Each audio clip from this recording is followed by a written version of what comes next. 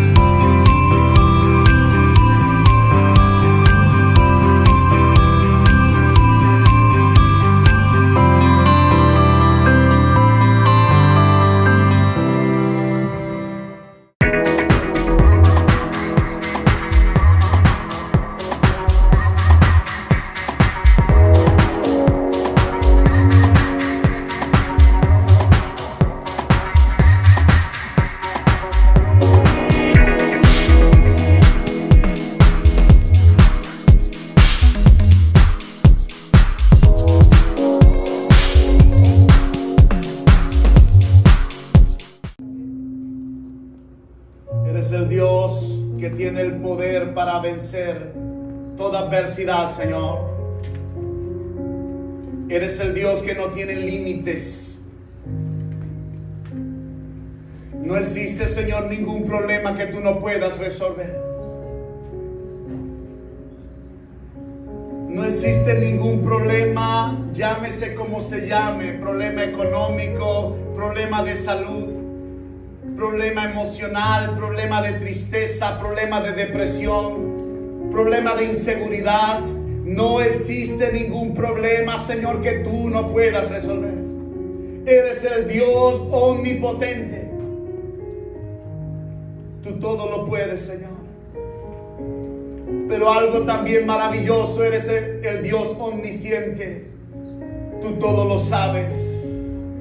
El mismo Dios que permite mi adversidad es el mismo Dios que permite mi solución. Tienes un plan maravilloso para mí, Señor. Es un plan maravilloso, poderoso para mi vida. Puedes decirle esto al Señor: Señor, tú tienes un plan para mí. Si no lo sabes, Dios tiene un plan para ti. Y ningún plan de Dios es pequeño. Siempre es un plan grande.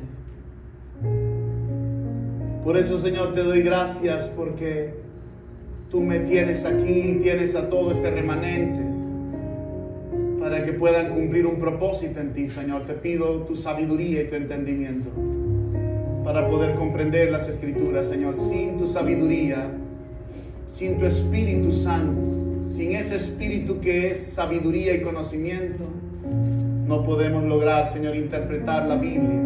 Necesitamos de ti. Ayúdanos, Señor, a reconocerte siempre. En el nombre de Jesús. Amén. Bienvenidos todos. Quiero darle la bienvenida a un joven que nos visita por primera vez. Puedes ponerte de pie y decirme tu nombre. Gilmer.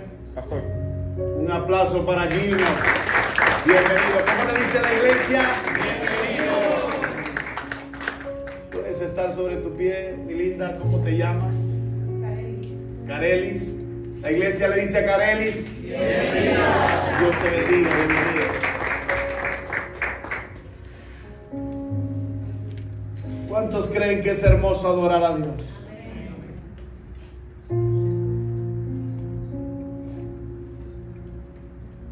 Venimos estudiando la Biblia desde el libro de Génesis y estamos en un tema al cual he extendido a través de diferentes historias, que es el tema del pecado. ¿Cómo se llama el tema? El pecado. Y es un tema que tiene muchas historias, muchos ejemplos en la Biblia.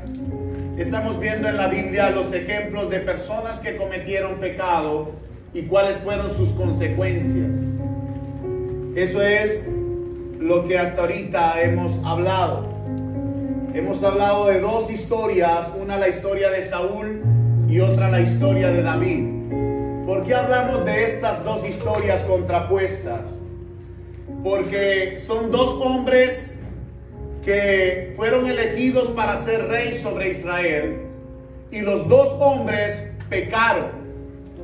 Pero hay una diferencia en la actitud del pecado que tiene cada persona. Dijimos que hay una diferencia entre pecado por yerro y pecado por prevaricación. Y en ese concepto nosotros estamos hablando de diferentes historias para que podamos entender cómo es un pecado por yerro y un pecado por prevaricación. Y en la historia de Saúl y en la historia de David conocemos las dos diferencias. Vemos que el pecado de Saúl fue un pecado ¿de qué? De prevaricación. Y el pecado de David, un pecado por yerro. Y usted debe estar completamente seguro de lo que está diciendo y tener argumentos firmes de que eso es así. De que, no, pero ¿por qué no fue por prevaricación el de David también? Si David conocía que los mandamientos, ¿verdad? Los mandamientos, en uno de los mandamientos, ¿qué dice? ¿Qué dice uno de los mandamientos que se relaciona con el pecado de David? No adulterarás. Pero la diferencia es que tenía un corazón arrepentido, como dice Manuel, y vimos varias diferencias también en el pecado de David. Vemos que en el pecado de David, una de las cosas que detonó el ambiente para que David pecara fue la ociosidad. ¿La qué? Ociosidad. Y la ociosidad, definimos el término de ocio, ¿verdad? Que es lo contrario de negocio. Porque ocio es hacer algo que no tiene que ver de índole laboral, productivo para ti. Entonces en ocio pueden entrar muchas actividades cotidianas de la vida diaria. Pero la Biblia habla que cuando una persona entra en una ociosidad, es decir, no solamente en compartir cosas de la vida diaria, sino que estas cosas ocupen el mayor tiempo posible de ti, entonces esa ociosidad se convierte en la destrucción de tu hogar. La Biblia habla en el libro de Proverbios que por la ociosidad el hombre, el techo de la casa se destruye, haciendo referencia al hogar. La techumbre se destruye. El techo del hogar se destruye por una persona que esté en ociosidad. Hablamos de ejemplos, ¿verdad? Dijimos que hay hogares hoy en día destruyéndose por personas que están entrando en ociosidad. ¿Cómo cuál? El teléfono, los videojuegos, ¿verdad? Dijimos que había redes sociales, que el internet estaba destruyendo a miles y miles de personas, jóvenes y niños. ¿Por qué? ¿Porque es malo el internet? No, el uso, el abuso del internet está haciendo lo malo en las personas. Y cuando tú abusas del internet, de las redes sociales, de todas las distracciones que hay, y forma parte del mayor tiempo de tu vida, entras en una ociosidad. No está malo en que tú utilices el internet, no está malo en que tú veas redes sociales si lo que estás viendo es algo informativo, que te va a llenar de una educación, te va a educar. Pero si es malo, si vas a ver cosas que te van a destruir, como la pornografía. Si tú vas a ver en el internet y empiezas a codiciar las mujeres que salen semidesnudas allí, o los hombres que salen allí con cuerpos atléticos, entonces si tú vas en esa onda, tú estás utilizando una red social que puede ser un beneficio, lo estás usando para tu destrucción. Y por eso muchos hogares están siendo destruidos por la ociosidad. Lo que desató en David el pecado fue la ociosidad. Dice la Biblia, empezando el capítulo: en el tiempo que salen, los reyes a la guerra. Y definimos esa frase, ¿verdad? Dijimos todo lo que significa esa frase. Tiene un sinfín de características esa frase, ¿verdad? Hay dos características principales de esa frase. La primera, los reyes no salían en un tiempo de cosecha. Y la segunda, los reyes se preparaban para la guerra en un tiempo en que el terreno estuviese firme. Es decir, no salían en un terreno de invierno para que no encontraran cosas que pudiesen hacer perder la guerra. Pero David estaba en el tiempo exacto donde él tenía que salir a la guerra, y la Biblia no lo deja escondido. Es la primera frase que utiliza en el capítulo, haciendo referencia a que lo que causó que David pudiese mirar por el palacio fue la ociosidad. Estaba en el lugar donde no tenía que estar. Estaba haciendo cosas que no tenía que hacer, como pasearse en el palacio. Tenía que estar allá con su gente en la guerra. Independientemente de la edad que sea, los reyes iban y se colocaban allí en su caballo o parados allí, y si no podían salir a pelear, ellos enviaban, pero estaban allí en la guerra. La Biblia nos muestra la primera guerra que hay entre Israel cuando sale de Egipto. Fue contra un pueblo que se llama Amalek, los amalecitas. Y la Biblia demuestra que Moisés no estaba peleando allí en el mundo físico. ¿Dónde estaba Moisés mientras los israelitas estaban peleando? Lo dijimos. Orando. ¿Dónde? En la montaña, orando. Y vimos el efecto espiritual de todo esto, que cuando Moisés levantaba las manos, el pueblo de Israel ganaba la batalla. Pero cuando Moisés se debilitaba en sus manos por el cansancio, el pueblo de Israel perdía la batalla. Y esto en el mundo espiritual es importante. Te está hablando de una persona que ora. Así que aquellas personas que tal vez piensan que no hacen nada acá en la iglesia, pero que se mantienen orando, mi hermano, usted es una pieza fundamental en la oración. No se sienta mal, la oración de usted está produciendo un efecto fuerte en el ministerio. Mi esposa tiene un grupo de oraciones los martes. Gente de muchas partes, de amistades que han sido regadas en varias partes del mundo. Y todos los martes envían una oración. Muchas personas pueden pasar, ¿y eso qué? ¿Eso qué, mi hermano? Eso es importante. Moisés, mientras levantaba su intercesión, el pueblo ganaba. La victoria que se logra físicamente es la victoria que logras en el mundo espiritual. Si tú no oras, no se garantizará una victoria para ti. Tú tienes que mantenerte en oración.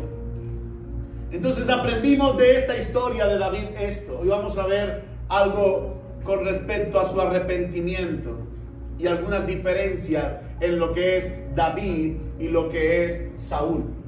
La primera diferencia que notamos acá entre Saúl y David es cuando ellos fueron ungidos. La Biblia dice que cuando Saúl fue ungido por rey, que Samuel lo llama a Saúl. Saúl está en el sector buscando a Samuel, y Samuel le dice la profecía que tenía que venir sobre él. Dice la Biblia que cuando presentaron a Saúl al pueblo, Dios le dijo a Samuel que dijera estas palabras: ese es el rey que has escogido para que sea tu rey. Miren las palabras que usa Samuel. ¿No ven que no hay otro como él? ¿Lo dice o no lo dice la Biblia? ¿No ven que no hay otro como él? De los hombros para arriba nadie llega hasta donde estaba Saúl. Y en su belleza nadie es tan bello como Saúl. Eran dos características que resaltaban a Saúl. Nunca en Saúl fue resaltado una característica interna. Lo que fue resaltado fue una característica externa. Veamos la diferencia ahora con David. Cuando Samuel va a ungir a David, lo primero que ve es a Eliab, fuerte y bello.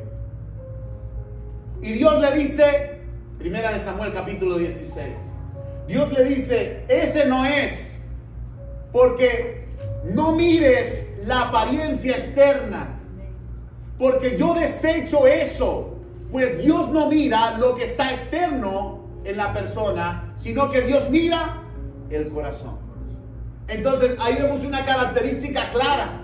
David no fue escogido por su apariencia externa, fue escogido por su corazón. Cuando Dios desecha a Saúl, la palabra que utiliza es: he escogido a una persona conforme a mi corazón. Oye, ya tengo 5 aguas aquí. Gracias. Se está notando que tengo sed, ¿cierto?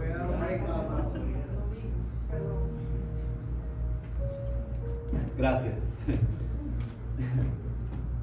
Entonces, vemos que cuando se presenta esta situación, la primera diferencia es que uno fue escogido de acuerdo a lo que se veía externamente, mientras que el otro fue escogido de acuerdo a lo que había en su corazón. Lo que había en el corazón de David, vemos que se exteriorizó. ¿Quiénes se dieron cuenta de lo que había en David? Que su familia no se dio cuenta. Los siervos, los que trabajaban allí. Y las palabras que utilizan fueron tremendas, mi hermano. La palabra que utiliza este hombre es: este es un hombre de guerra, es un hombre valiente, él ha vencido muchos animales, pero la característica principal es: Jehová está con él. Jehová está con él. La gente veía esto en David, pero no lo veía en Saúl. Otra de las diferencias marcadas es que Saúl recibió una palabra directa. Dos veces Dios le dio una palabra específica. La primera, Dios le dijo que tenía que esperar 7 días para que en Gilgal, para que ofreciera sacrificio. Saúl llegó al 7º día, pero no terminó el 7º día cuando ya estaba pecando, ya estaba desobedeciendo la palabra. En ese momento Dios le dijo que lo había desechado como rey. La segunda parte fue cuando cuando Dios le envía a Saúl a matar a los amalecitas y a matarlos completos, mujeres, niños, bestias, todo. Saúl desobedeció a Dios, dejó que los animales más gordos quedaran vivos y también dejó a los reyes, al rey de Amalek lo dejó vivo. Pecó nuevamente. Eran 2 palabras específicas. Cuando tú haces esto, tú quitas esa palabra de Dios y te colocas a ti y sublevas completamente la autoridad, entonces allí es prevaricación. El hombre prevaricó. La primera actitud que vemos en Saúl ante el pecado fue esta: es que te estabas demorando y el pueblo se me estaba yendo. Pregunto, ¿la actitud de sacar una excusa delante de Dios es arrepentimiento? Cuando tú sacas una excusa delante de Dios, ¿estás arrepentido? ¿Te estás justificando? Justificando. Y Saúl lo primero que hizo fue justificarse cuando Samuel le dice la directriz. En la segunda vez que Saúl lo llama nuevamente a obedecer un mandato y lo desobedece, cuando Samuel le llega a Saúl, Saúl se adelanta a Samuel y le dice: he obedecido la palabra de Dios. Esa es la frase que utiliza Saúl. Y Samuel le dice: no has obedecido la palabra de Dios. ¿Qué es lo que escucho allí? Escucho las vacas, las cabras y las ovejas. No obedeciste la voz de Dios. Dios te ha desechado. Dios te ha desechado. La respuesta de Saúl fue de arrepentimiento o de justificación. Se estaba justificando. Veamos la respuesta de Saúl. Y dice: es que el pueblo perdonó lo mejor de las ovejas y las vacas para ofrecer sacrificio a Dios. Dijo, ¿se arrepintió o se justificó? En ningún momento hubo una actitud de arrepentimiento en la vida de Saúl. Siempre estuvo la justificación. característica de los seres humanos, mi hermano. ¿Por qué llegaste tarde? Entonces me presentó un problema en el camino, ¿no? 2 cucarachas se me aparecieron y tuve que frenar repentinamente.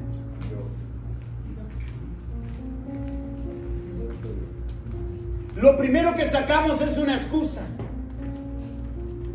Y algo que me llamó la atención en una conferencia que los muchachos, los morochos, también la compartieron, era que este hombre japonés, ¿verdad? Decía de la parte de su pueblo, era que cuando tú llegues tarde al trabajo, ni se te ocurra justificarte, es mi culpa. Ajá. Él decía, es mejor que digas, es mi culpa. No se te ocurra decir, le llegué tarde porque el agua se acabó, tuve que recoger agua, había mucho tráfico. No se te ocurra decir eso, estás despedido. Es mejor que digas, sí, fallé, tienes razón. No hay justificación. Le echamos la culpa al tráfico de nuestra puntualidad. Le echamos la culpa a muchas cosas de nuestra puntualidad. En el servicio a Dios hacemos muchas excusas. Y quiero decirte, mi hermano, yo estoy acá dirigiendo solo. Y todos se dieron cuenta de eso. Algunos de ustedes que conocen el ministerio saben que acá hay más de una persona adorando a Dios. Y se preguntaron, ¿y qué pasó allí? ¿Por qué el pastor está dirigiendo solo? Y a los muchachos yo los llamé a una reunión y les dije, muchachos, voy a ser un poco, tal vez, fuerte. Aunque a la final de la reunión me dijeron, pastor, usted no es nada fuerte. Eso no es nada. Pero lo que yo les dije es esto. Mira, las cosas en el Señor, hay que hacerlas bien. No podemos tomar las cosas en el Señor como que, bueno, es para Dios. Lleguemos tarde, seamos impuntuales, cuando nosotros queramos llegamos. No. No podemos hacer estas cosas. Yo le dije a los muchachos esto, iglesia, y quiero que me presten mucha atención. Por un mes, nadie se va a subir aquí. Nadie va a estar acá dirigiendo. Y les dije eso no porque yo sea santo, porque yo no soy santo. Pero sí entiendo que cuando las cosas se hacen para Dios, tienen que hacerse bien, respetuosamente, con dignidad, con amor y compasión. Si tú vas a tomar las cosas de Dios así a la ligera, perfecto. Yo no tengo ningún problema en que tú asistas a la iglesia, está bien. Pero si vas a querer estar en el servicio, y ellos están aquí de testigos, si tú quieres participar en el servicio, tengo unas normativas que decirte. Y la primera es tu consagración. Que tú te consagres a Dios. Yo no estoy 100% con ustedes, pero voy a confiar en su honestidad. Y les envié incluso un test, un formulario, para que lo llenaran acerca de su consagración. Les decía esto con firmeza. Si tú no quieres estas normativas porque son humanas, es verdad. Son humanas, son normativas humanas. Te tomo esa palabra, pero no vas a participar del servicio porque no vamos a hacer las cosas de una manera indolente. Si vamos a hacer las cosas para el Señor, es con pasión, con amor. Puntualidad. El que quiera servir tiene que ser puntual. Si vas a llegar a la iglesia después de media hora, 15 minutos, perfecto, no hay problema, pero no puedes formar parte del servicio. Para los servidores tienen que ser puntuales. Porque si tú te disciplinas para ser puntual para cosas que son corruptas, como lo es las cosas de este mundo, dice la Biblia, las cosas que se corrompen, como lo es el trabajo de este mundo, de este sistema, nosotros nos disciplinamos para llegar puntual. Y si no llegamos puntual, si estamos bajo una empresa, pues la empresa donde yo estoy, que llegamos más de 3 minutos tarde, es un warning. y 3 llegadas tardes es un despido. Así de sencillo. Una vez estaba haciendo unos rieles y llegó un compañero tarde, un supervisor americano. El compañero le explica por qué llegó tarde y el supervisor le dice, "It's good man, no problem. No tienes problema de eso, tranquilo, todo está bien, tranquilo", le hace una palmada en el hombro. La segunda vez que llegó tarde, el hombre él le dice, "No, porque se me presentó esta situación, esto. No hay problema, tranquilo, todo está bien". La tercera vez que llegó tarde fue lo mismo y la cuarta vez no lo vimos más. La disciplina de ellos es no estar tranquilo, ellos son así. Tranquilo, no ha pasado nada, no hay problema. Al otro día no estás despedido. Un mensaje de texto, estás despedido. "Muchacho, ¿qué pasó, mi hermano? ¿Por qué no viniste?". "No me despidieron, me enviaron un mensaje". Pasó con él y con muchos compañeros más. Esa era una normativa de la empresa. Las empresas tienen normativas para llevar un orden. Y nosotros acá queremos hacer las cosas para el Señor de una manera así, cuando yo quiera, cuando tenga tiempo. Ok, si no tienes tiempo para el Señor, no hay problema. Esto no es obligado, pero si lo vamos a hacer para el Señor, lo vamos a hacer bien. Puntualidad. Lo tercero que le dice, el uso del celular dentro de la congregación en las 2:30 no está permitido para ningún servidor. No, porque eso está bien, mi hermano. Te estoy diciendo con anterioridad que si tú no quieres estar en esta normativa, no hay problema, sé un asistente más. Pero qué cosa tan tremenda, mi hermano. Sabes que yo me doy cuenta aquí las personas que están usando el celular, porque estoy a un nivel de altura que puedo visualizar las personas. Me parece irreverente, irrespetuoso que uno esté aquí dando una enseñanza que es de la Biblia y la gente estoy viendo la palabra, pastor. No sabía que la palabra se leía tan rápido, mi hermano. Es increíble usted. Prohibido, mi hermano, para los que están acá. ¿Es una normativa humana? Sí. Es una normativa humana. Pero si en 2:30 no puedes desprenderte de un aparato para poder adorar a Dios y poder, escuchar la voz de Dios a través de la palabra, entonces, ¿qué estamos haciendo? Son 2:30. Es mucho. Les decía a los muchachos, no está todavía diagnosticada una encefalopatía hipóxica por 2:30 que rehusen de usar el celular. No está diagnosticado. Ahora sí le dije lo que está diagnosticado. Le dije, está diagnosticado una neuritis óptica, un problema de cefaleas vasculares, un problema de depresión y problemas cognitivos con el uso del celular. Eso sí está diagnosticado, ¿cierto? Hay bastante diagnóstico. Dígame. De hecho, pastor, hay un diagnóstico para las personas que están viciosas del teléfono, no pueden dejarlo. Se llama nomofobia.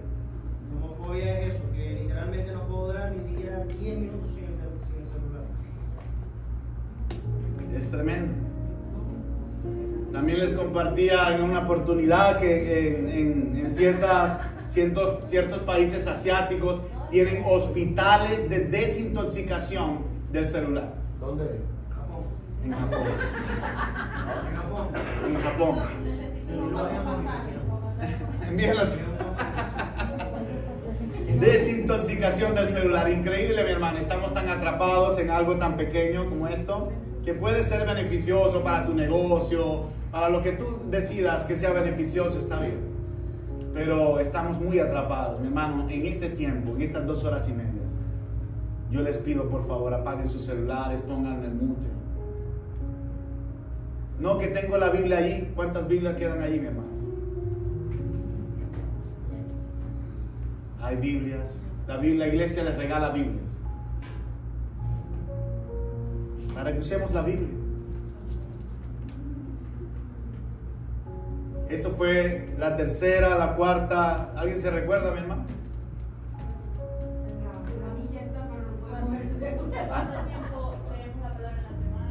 Los devocionales, los devocionales. Eso era importante, los devocionales. Para los que están comenzando, les dije 30 minutos de devocional diario tienen que dedicar al Señor. Y para los que tienen tiempo en el servicio, les dije 1 hora, ¿verdad? Como los demás líderes de la célula, 1 hora diaria. ¿Por qué? Porque bíblicamente, pues Jesús le dijo a sus discípulos, ¿verdad? Ni siquiera 1 hora habéis orado conmigo. ¿Sí se recuerdan esa historia? Está en el Evangelio, en los Evangelios, en la historia del Getsemaní. Cuando Jesús está orándole a Dios, que ya va a ser crucificado, le dice estas palabras: muchachos, ni 1 hora habéis orado conmigo. Jesús oraba mucho más de 1 hora, mi hermano. Y les especifiqué todos los versículos de la Biblia donde dice la Biblia que Jesús se quedaba hasta tarde orando, o sea, y llegaba la madrugada y el otro día y estaba orando. O sea, que Jesús tenía días en que no descansaba, o sea, todas las horas orando. Jesús lo hizo como hombre para enseñarnos a nosotros. De hecho, un discípulo se le acerca a Jesús y le dice: Señor Jesús, quiero que me enseñes a orar como tú oras. Ahora, vino luego a sus discípulos, lo halló durmiendo y dijo a Pedro: así que no habéis podido velar conmigo 1 hora. Ahí está el versículo, Mateo 26:40. Lo dice la Biblia. Jesús estaba estimulando a sus discípulos a que orasen. Y eso es así, mi hermano. Por 1 mes vamos a estar con esta disciplina. En 1 mes me voy a reunir con los muchachos. Muchachos, estos son los resultados, para que ustedes vean y veamos en qué estamos fallando, qué estamos cometiendo de error. Quiero que entiendan, mis hermanos, que yo no soy un líder que le preocupa estar llenando multitudes, estadios. Yo soy una persona que si 3 personas están dispuestas a aprender, yo por esas 3 personas lo hago.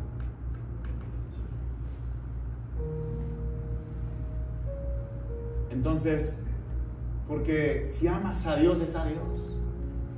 No me amas a mí. Y David era un hombre que amaba a Dios. Que amaba a Dios, y quiero que leas conmigo este arrepentimiento de David. Está en 2 de Samuel.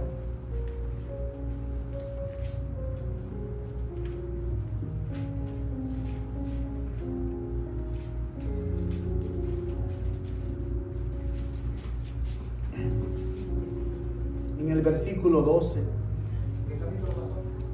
En el capítulo 12, perdón.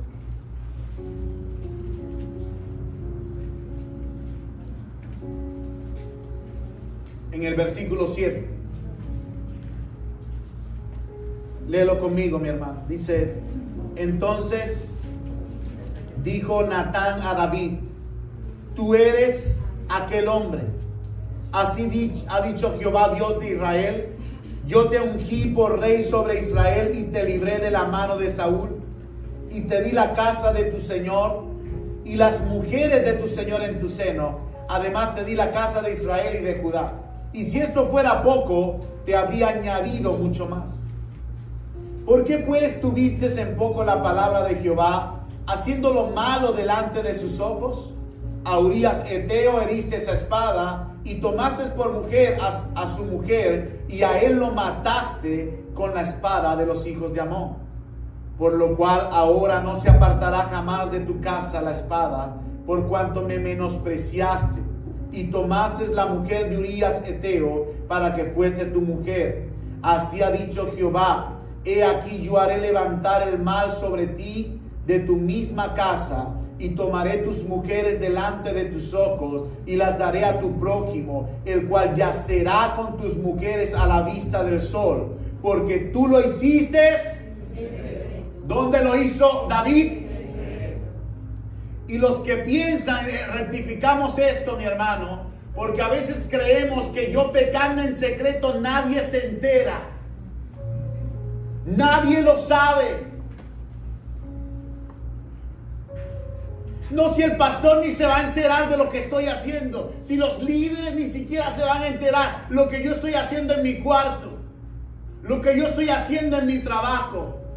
Claro está, mi hermano, que no me voy a enterar. Pero hay un Dios que sí lo ve todo. Y es el Dios que vio a David.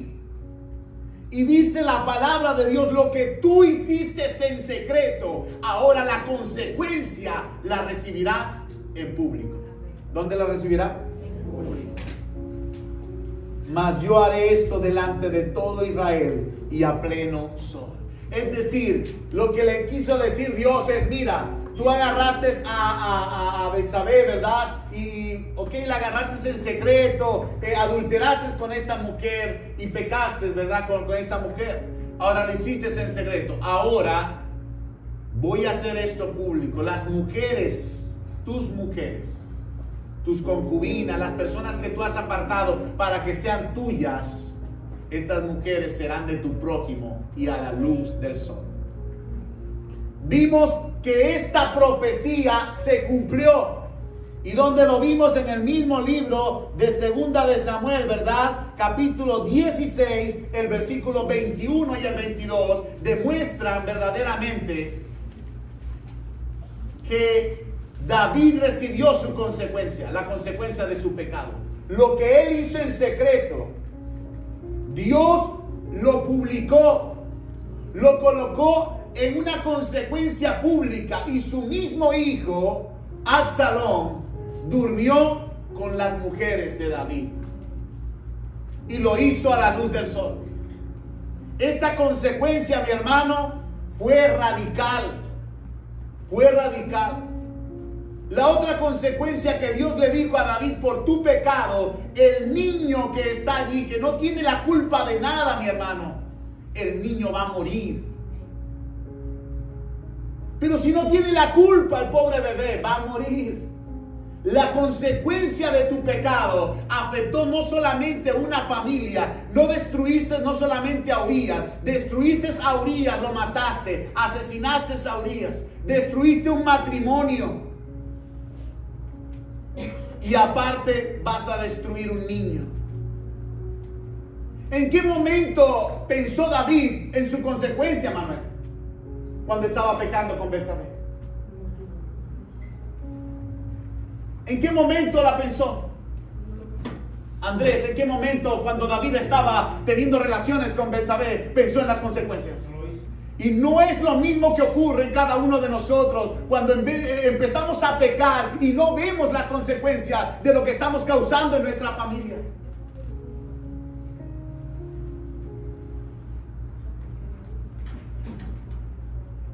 Un líder pastor cuenta esto como testimonio después de su restauración. Contó esto y se lo conté en una oportunidad en la prédica a ustedes. En alguna de las prédicas conté esto.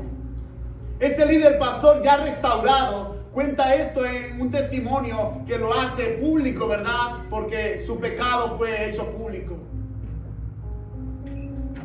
Él decía que cuando llegaban las noches y todos se estaban acostados, él se levantaba en la madrugada, bajaba las escaleras de su casa y en su computadora empezó a ver pornografía.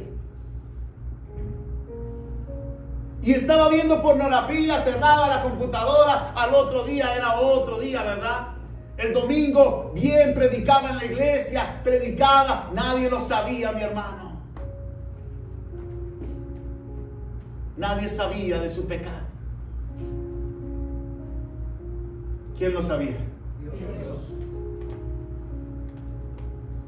Fue tan vicioso esto que él mismo cuenta con todo dolor, mi hermano, con lágrimas. Él cuenta que su hija baja en el momento en que él estaba viendo pornografía y haciendo sus actos lascivos, además de la pornografía, porque la pornografía te lleva a la masturbación. Y su hija se da cuenta, y fue tan desprestigioso ver a su propia hija que estaba en lo secreto haciendo cosas ilícitas, y su hija lo ve en ese acto. Seguido de esto, su matrimonio se destruye. Y él pasa por un momento de restauración para que su vida sea restaurada, su matrimonio vuelva a ser restaurado. Pero pasó un tiempo, mi hermano, él no estaba viendo la consecuencia. La consecuencia de tu pecado la vas a llevar tarde o temprano. Pero Dios te llama al arrepentimiento. Dios te llama al arrepentimiento para que seas consciente de que lo que estás haciendo está afectando no solamente tu vida, sino la vida de tus hijos y tu generación. Y tú crees que lo que haces no afecta a los demás. Ahí está la consecuencia de David, mi hermano. Dios no deja al hombre conforme al corazón de Dios, no lo deja encubierto su pecado, lo descubre y descubre sus consecuencias. En la misma Biblia vemos el cumplimiento de las consecuencias de David. Su hijo muere, aun cuando David imploró el favor, Señor, por favor, perdóname. Su hijo muere, la consecuencia tenía que llevarla. Vamos a ver el arrepentimiento de David. Dice, y vamos por el versículo 12, ¿verdad? Porque tú lo hiciste en secreto, mas yo haré esto delante de todo Israel y en pleno sol. Entonces dijo David a Natán, pequé contra Jehová. Y Natán dijo a David, también Jehová ha remitido tu pecado, no morirás. ¿En qué momento, mi hermano? Quiero llevarte allí. ¿En qué momento David se justificó?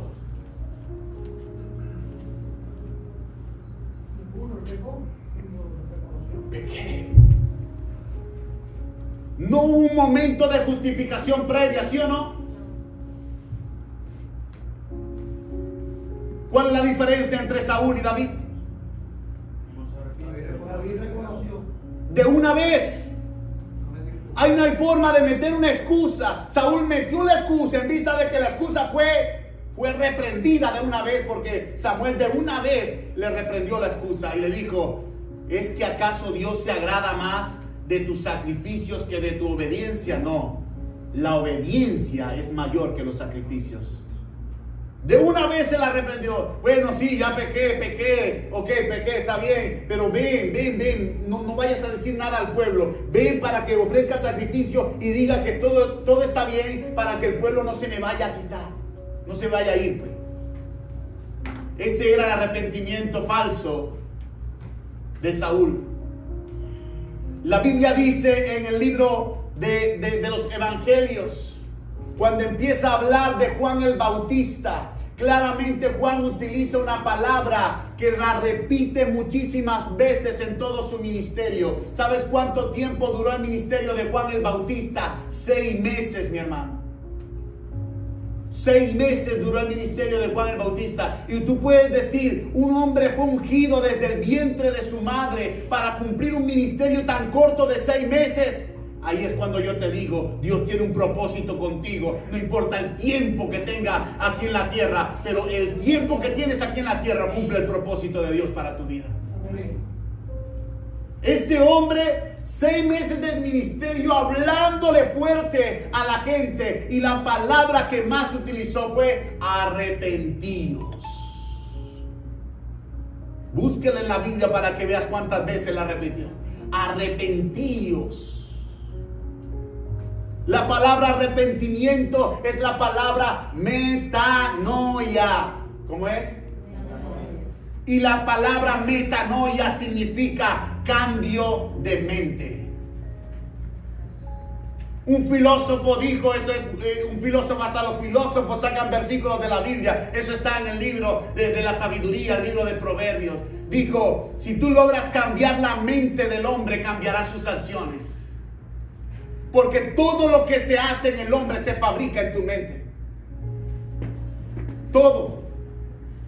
En la mente es que se libran las peores batallas del ser humano. Es en la mente que el enemigo logra meterte un argumento en tu mente y logra traer una división. Muchas de las divisiones han sido logradas porque el enemigo mete un argumento en tu mente. Ay, el jefe ni te saluda. Mira, tiene su grupito favorito. Y ese pequeño argumento lo empieza a reproducir a un punto tal que empieza a causar un cambio en tu comportamiento. No voy a hacer nada así, bro, si yo lo que hago ni lo toman en cuenta. Porque logró hacer una semilla, un fruto en tu pensamiento. De igual forma en la iglesia. ¿Ves que el hermanito te habló de esta manera? Oye, que es verdad. Sí, es verdad, para mí que está enojado. Y después del enojo, mi hermano, empiezas a fabricar una historia. Para mí que también está hablando mal de mí delante del todo. Ay, capaz ya le dijo al pastor mal de mí. No, ese hermano. Y ahí ese argumento, una pequeña semilla, hizo florecer un árbol grande en tu mente y causó una división. Al rato, a la semana, ya no estás asistiendo a la iglesia.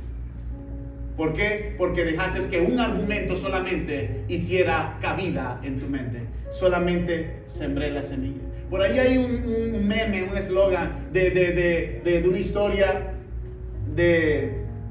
donde no recuerdo bien si la gente lo recuerda. El hombre dice que el diablo desata un caballo. El caballo le destruye la granja al otro. El de la granja del otro ve que su semilla había sido destruida, agarra la pistola, mata al otro, al dueño. El hijo mata también a la familia y al final se forma un desastre, hay fuego, todas las granjas destruidas y le preguntan: ¿qué malo fuiste, Satanás? Pero si yo solamente solté el caballo. Un solo argumento que el enemigo coloque en tu mente te puede destruir. ¿Por qué? Porque tú eres el que después te encargas de fabricar la historia. Y ay, Dios mío, y los pastores, y los líderes, y los hermanos, y ya, entonces ya todo se acabó. Al ratico estás otra vez en el mundo por un argumento, mi hermano. No dejes que el enemigo coloque argumentos en tu mente. No dejes. Vemos entonces la consecuencia del pecado de David. Vemos las dos diferencias. David jamás se justificó, jamás. Pequé. Pero seguido de eso, mi hermano, hubo un cambio completo en su actitud. Quiero que vayas conmigo al Salmo capítulo 51.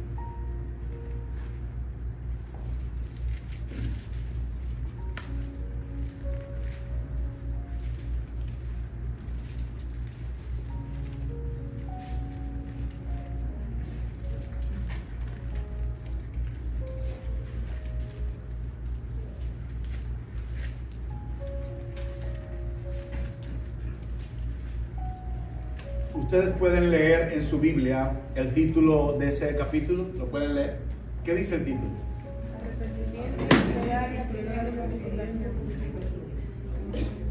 ¿Qué más?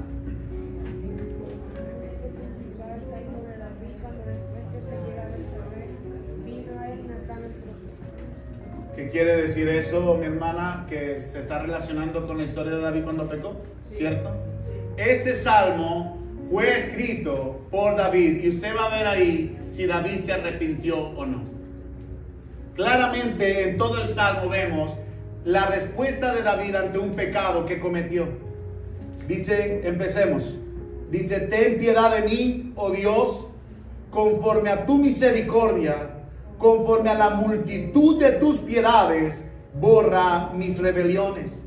Lávame más y más de mi maldad y límpiame de mi pecado, porque yo reconozco mis rebeliones y mi pecado está siempre delante de mí. Pregunto, ¿qué estaba haciendo David en ese momento?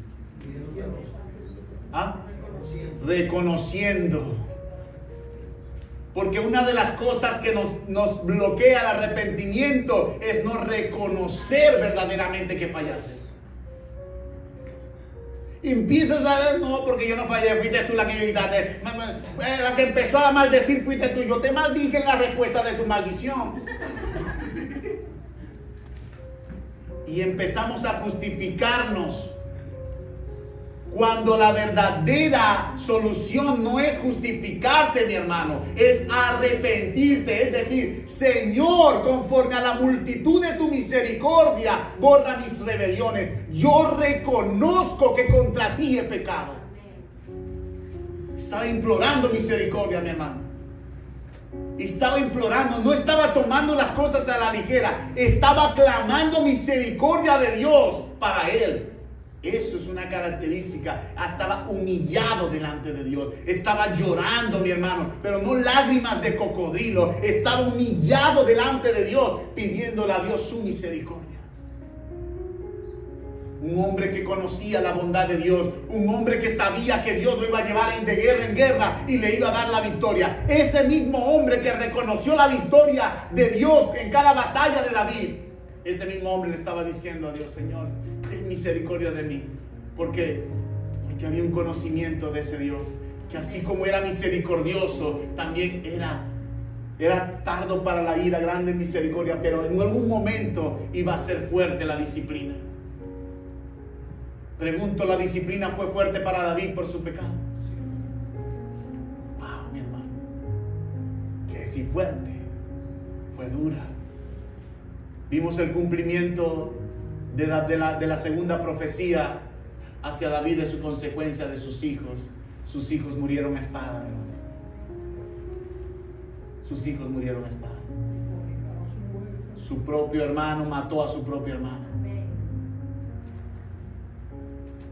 Su propio hijo se sublevó a la autoridad de David y también lo mataron. No por David, lo mataron a escondidas de David. Lo vas a leer en la historia. Joab, su guerrero principal, mató a Absalón, lo vimos. Uno de sus hijos violó a una de sus hijas. Uno de sus hijos violó a su hermana. Y ese desastre, mi hermano, ni siquiera por aquí te pasaba que esa consecuencia que hiciste iba a afectar a tus hijos. Mi hermano, todo tu pecado puede afectar a tus hijos. Tu inmoralidad sexual puede afectar a tus hijos.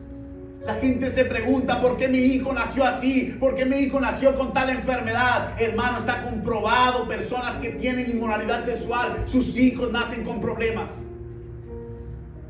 Hay problemas de salud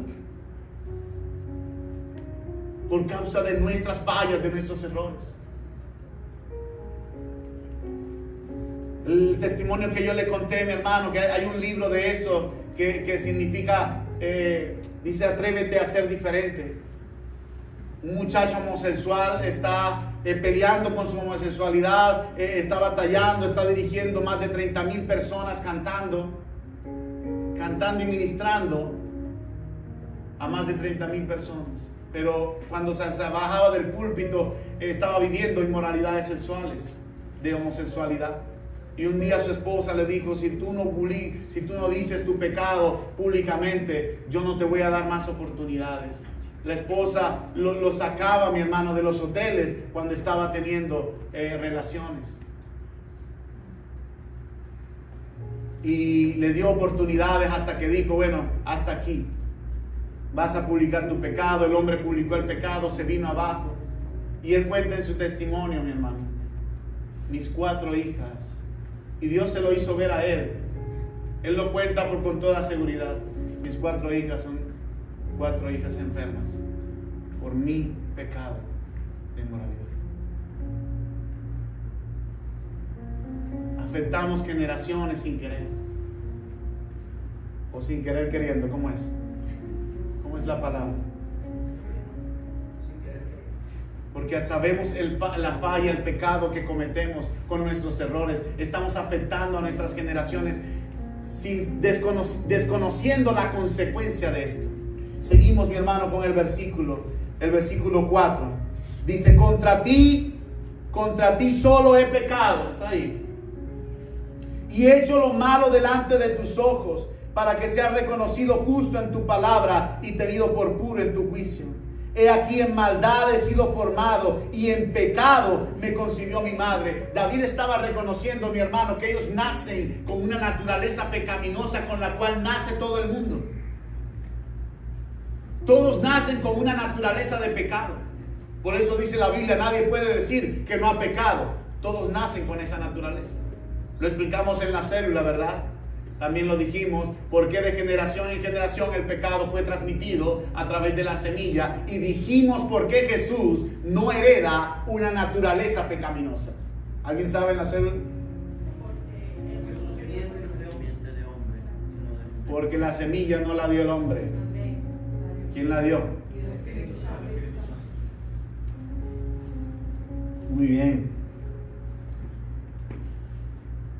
He aquí tú amas la verdad en lo íntimo y en lo secreto me has hecho comprender sabiduría. He aquí tú amas la verdad en lo íntimo.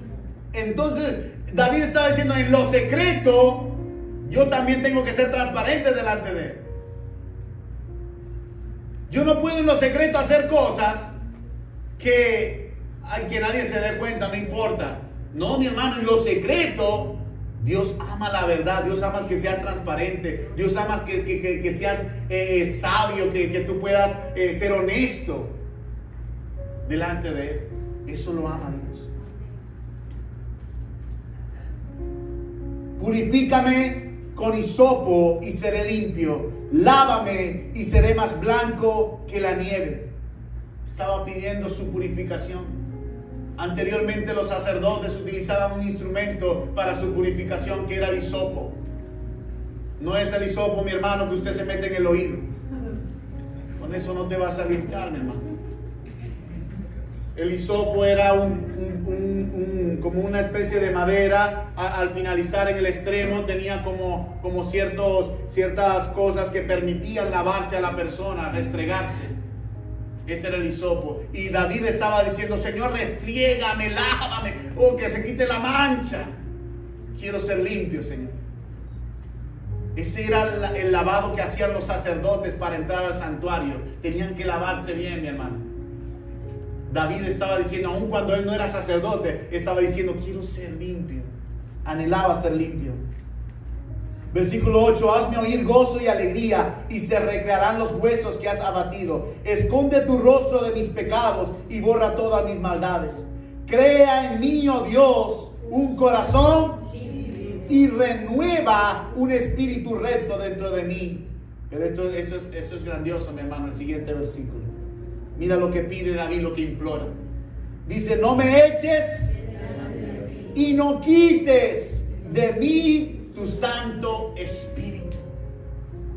Una de las cosas, mi hermano, que vemos en la diferencia de Saúl y David, mi hermano, en el pecado de ambos, es que cuando Saúl peca esta segunda vez, dice que el Espíritu de Dios se apartó de Saúl y le empezó a atormentar un demonio. Un espíritu malo empezó a atormentar a Saúl.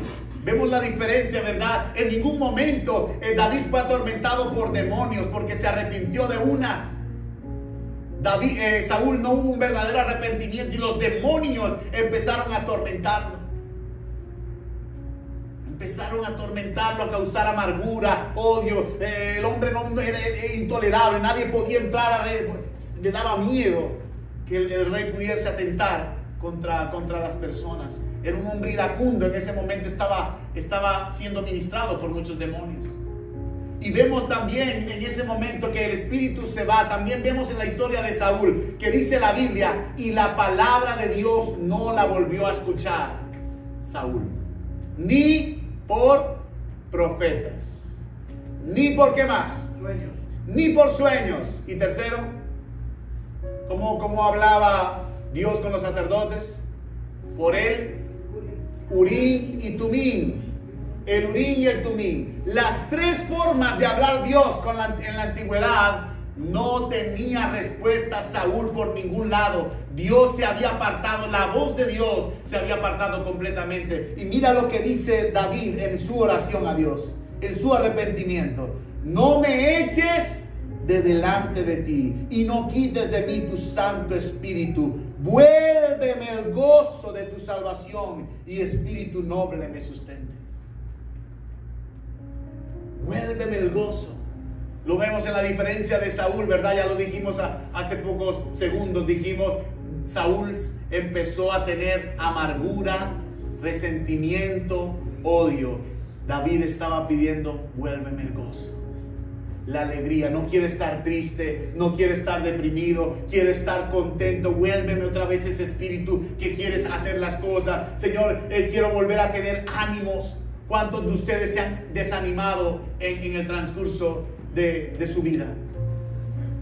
¿Cuántos de ustedes han dicho, ya pues, como que no quiero hacer nada? Una persona que me dijo, yo no sé lo que me pasa en el trabajo, me decía esto, no sé qué me pasa, pero no le encuentro satisfacción a nada, yo no quiero hacer nada, no quiero trabajar, no quiero estudiar, no quiero hacer nada. Y yo le contaba todas estas sintomatologías tienen que ver con depresión, con cosas en el corazón de la persona, cosas que el enemigo hace en el mundo espiritual, cosas que han pasado con esta persona.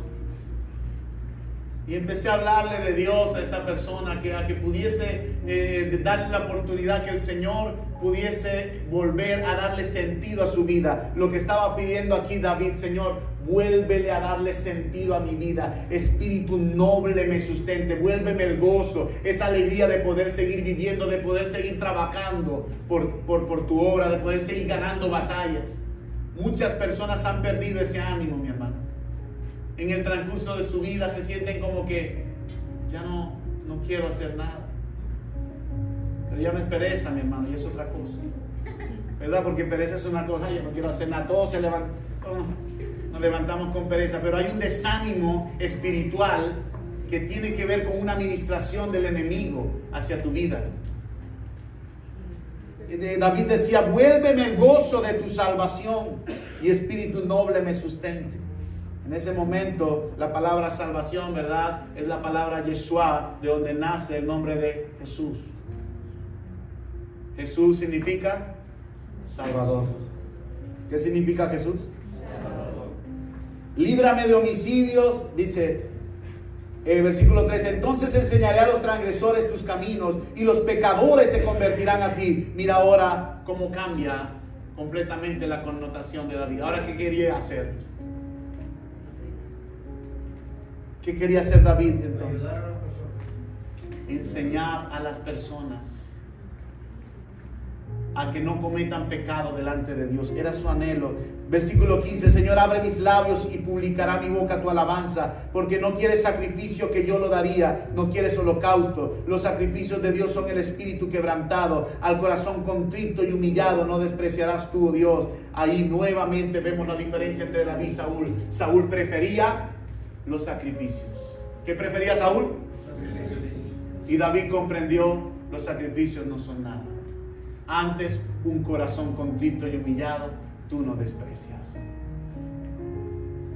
Haz bien con tu benevolencia, Sión, edifica los muros de Jerusalén, entonces te agradarán los sacrificios de justicia, el holocausto u ofrenda del todo quemada, entonces se ofrecerán becerros sobre tu altar. Ese, mi hermano, es una oración de un hombre que está arrepentido.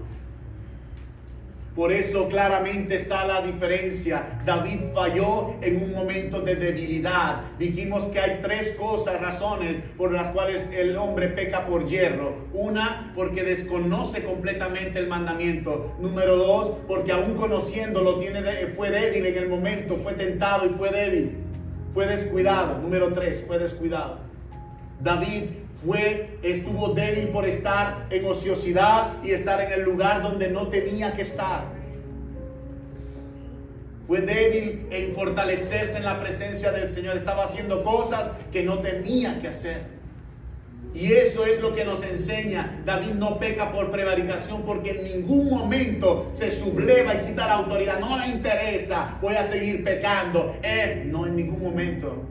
Él reconoce su pecado. Esa es la diferencia, mi hermano. Un pecado por prevaricación, muy difícil que te lleve al arrepentimiento. Muy difícil. Ahora vamos a la próxima semana a estudiar otra historia de un hombre que prevaricó, para que vean la diferencia también en esta historia.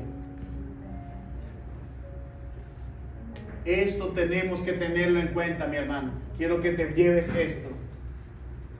Dios te está dando la oportunidad de que te arrepientas, que tengas un verdadero arrepentimiento.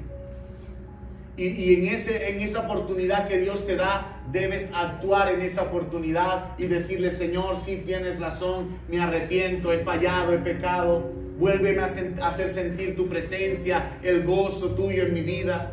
No te alejes de mí, Señor. Afortunadamente, la Biblia no describe después que Cristo muere y el Espíritu Santo viene a morar en la vida de la persona. La Biblia no describe que el Espíritu de Dios sea parte de la persona, pero sí describe dos cosas que el Espíritu Santo sucede cuando tú fallas. Número 1 y número 2, se apaga. Dos cosas que la Biblia te menciona: se contrita y se apaga. No te deja, pero lo puedes contritar, lo puedes apagar. Y es lo que Pablo le dijo a Timoteo: enciende la llama. Lo que Dios ha colocado en tu vida, ponlo en fuego, enciéndelo, para que sigas trabajando. Vamos a estar de pie y vamos a orar.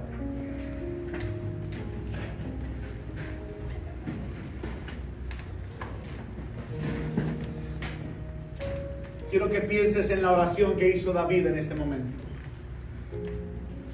David estaba diciendo varias cosas claves aquí. Número 1, yo reconozco que contra ti, oh Dios, solamente contra ti he pecado. Reconocimiento lo llevó a un verdadero arrepentimiento. Hoy quiero que pienses en esta oración y tú puedas decir si reconoces tu falla, tu error. Y este reconocimiento te lleve a arrepentirte delante de Dios. Y luego de arrepentirte, mi hermano, empieza a orarle al Señor y a decirle: Señor, ¿qué quieres que yo haga? David le pidió: Señor, quiero enseñar a gente que está pecando, quiero enseñarle que se vuelva de su pecado.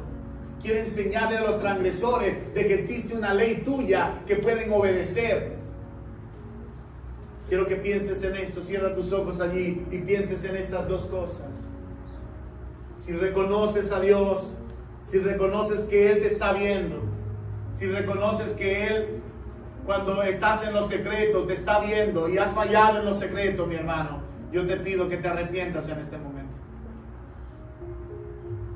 Y dile: Señor, me arrepiento, te pido perdón. Perdóname, Señor, he fallado, he cometido errores. Reconozco mi falla, mi error, mi pecado, y hoy me arrepiento. Lo segundo que le vas a decir: Señor, vuélveme el gozo de tu salvación. Vuélveme a hacer sentir, Señor, eso que antes sentía, esa devoción por ti, esa satisfacción de poder trabajar en tu obra. Házmela sentir nuevamente, Señor. Quiero volver, oh Dios, con ese ímpetu, con esa pasión, Señor, con que te servía. Dile al Señor que vuelva ese gozo, esa pasión por Él, por su presencia, por acercarse más a Él, que tú te puedas acercar más en su presencia, que tú puedas decirle: Señor, he fallado.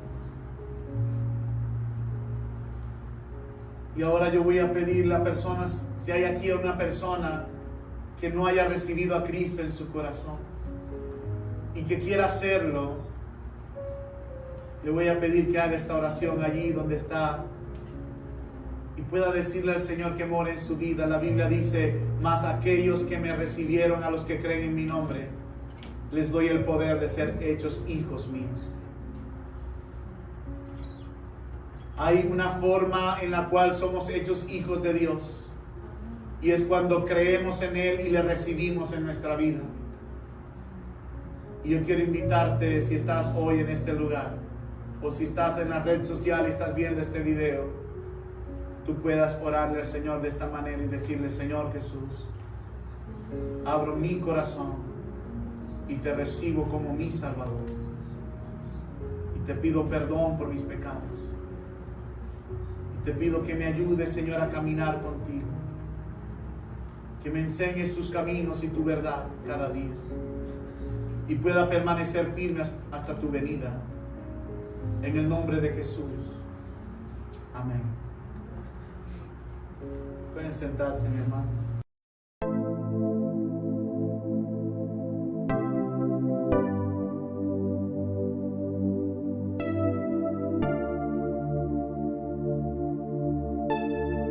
De Moisés se desprende de Moisés. Entonces, a lo que ¿qué Moisés hicieron los tenía. ancianos y eran los voceros? 3 meses. Llamaron a